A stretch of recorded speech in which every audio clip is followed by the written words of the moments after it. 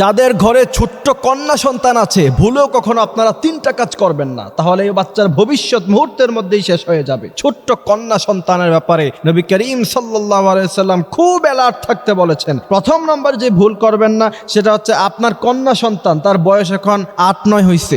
এখন আমাদের সুশীল কিছু সমাজ আছে, এরা 12-13 বছরের মেয়ে বাচ্চাকে কোলে নিয়ে বসে থাকে। আমি নিজে দেখছি বর্তমান সময়ে 9-10 বছরেই মেয়েরা সব বালেগ হয়ে যায় এবং পৃথিবী সম্পর্কে সব বুঝে। দেখেন না, ক্লাস 7-এর বাচ্চা, ক্লাস 6-এর বাচ্চা পর্যন্ত রিলেশন করে। আপনারা খবর পান না, অনলাইনে দেখেন না, সোশ্যাল মিডিয়াতে দেখা যায় ক্লাস 6-এর বাচ্চা, 7-এর বাচ্চা পর্যন্ত এখন রিলেশন করে। গত কিছুদিন আগে কুমিল্লা ডিএসপিতে সকালবেলা জগিং করা অবস্থায় আমি দেখেছি যে একটা ক্লাস 7-এর বাচ্চা হবে, খুব ছোট্ট বাচ্চা, শিশু, মনে হয় কিছুই বোঝে না, কিন্তু সেও তার বয়ফ্রেন্ডকে নিয়ে সেখানে বসে আছে। তো এগুলি খুব অবাক করা বিষয় না, এখনকার এই বিষয়গুলি সচরাচর হয়ে যাচ্ছে। সুতরাং আপনার কন্যার বয়স যদি 6-7 হয়, সেই জায়গা থেকে আপনি কখনো আপনার কোনো ফ্রেন্ড সার্কেল হোক, বন্ধু বান্ধব হোক, আত্মীয় স্বজন হোক, তাদের কোলে বসতে দেওয়ার কোনো প্রয়োজন নাই। কারণ পৃথিবীতে এরকম অনেক অমানুষ আছে যারা পশুদের সাথে পর্যন্ত খারাপ কাজ করে। তো সেই জায়গা থেকে 6-7 বছরের একটা বাচ্চা তো তার কাছে আরো বেশি ভালো লাগার জায়গা হবে। সুতরাং সেই জায়গা থেকে অবশ্যই আপনার ছোট বাচ্চা কন্যা সন্তানকে গাইডলাইনে রাখবেন যে 6-7 বছর পরে, 7-8 বছর পরে তাকে যেন কেউ আর শরীরে ধরে আদর না করে, তাকে যেন আর কেউ কোলে না বসায়। রাসূল করিম সাল্লাল্লাহু আলাইহি ওয়াসাল্লাম এবারে নিষেধ করেছেন। তারপর দ্বিতীয় নাম্বার হচ্ছে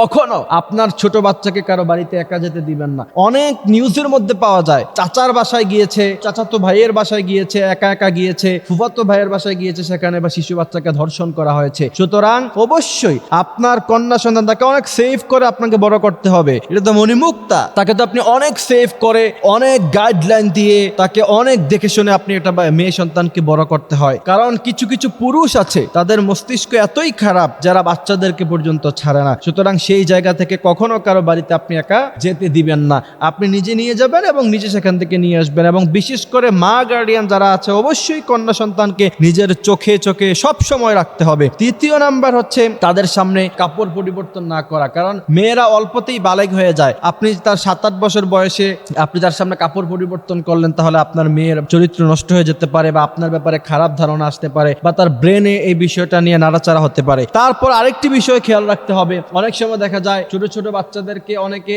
বড় বড় আঙ্কেলরা খারাপ কথা বলে যে তুমি বড় হলে তুমি আমার বউ হবা। তো বউ মানে কি, এটা সে কি বোঝে?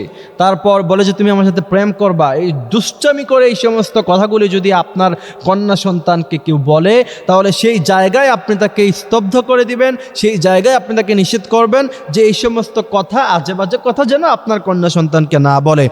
আল্লাহ সুবহানাহু ওয়া তাআলা আমাদেরকে এই কথাগুলি বোঝার, মানার তৌফিক দান করুক। আমিন।